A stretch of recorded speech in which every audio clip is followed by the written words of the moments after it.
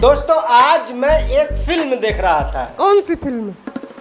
पता नहीं, वो कोई सनी लियोनी की पुरानी फिल्म थी। शाबाश बेटा। मैं पूरा फिल्म देख लिया, मगर कसम लंबडंड वाले बाबा की उस फिल्म का एक भी डायलॉग मुझे समझ में ही नहीं आया। क्यों?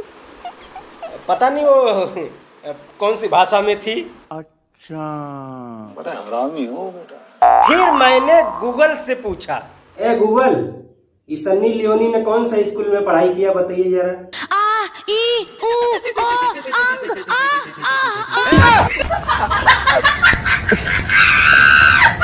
जिस भी कॉलेज में ऐसी पढ़ाई होती है, एक बार फिर से कसम लंबडंड वाले बाबा की, लॉकडाउन में भी एक्स्ट्रा क्लासेस चलते होंगे उस कॉलेज में।